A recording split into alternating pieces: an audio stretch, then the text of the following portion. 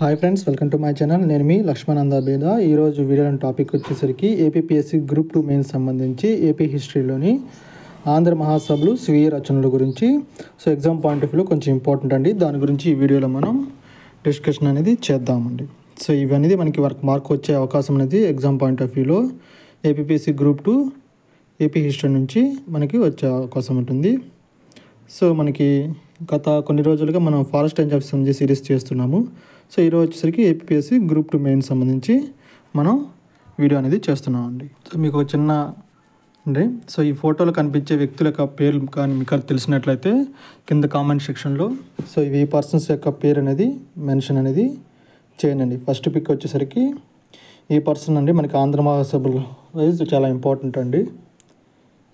అదేవిధంగా second pick, so ఈ person కానీ మీకు కానీ తెలిసినట్లయితే కామెంట్ సెక్షన్లో నేమ్ మెన్షన్ చేయండి. ఇక ఆంధ్ర మహాసభలు వచ్చేసరికి మనకు దాదాపు 25 ఆంధ్ర మహాసభలు జరిగాయి. సో లాస్ట్ వచ్చేసరికి గుంటూరులో 1951లో జరిగాయి. కానీ ఈ వీడియోలో మనకి మెయిన్గా ఈ ఫస్ట్ 5 సంబంధించి ఆంధ్ర మహాసభల గురించి రిపీటెడ్గా క్వశ్చన్స్ అనేది వస్తుంది. సో మొదటి ఆంధ్ర మహాసభ అనేది మనకి బాపట్లలో 1913లో మే 20న జరిగింది. సో దీనికి అధ్యక్షుడు ఎవరు వహించారంటే బివిఎన్ శర్మ అని.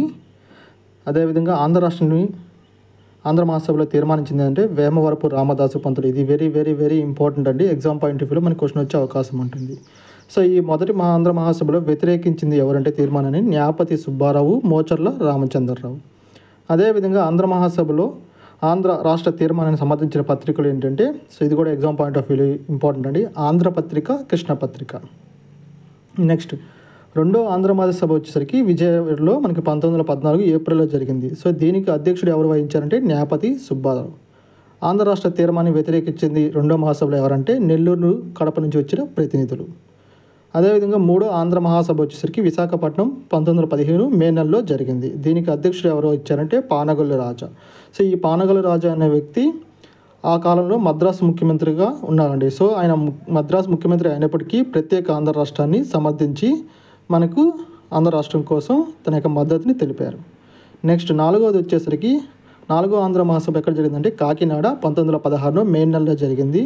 సో దీనికి అధ్యక్షుడు ఎవరంటే మోచర్ల రామచంద్రరావు.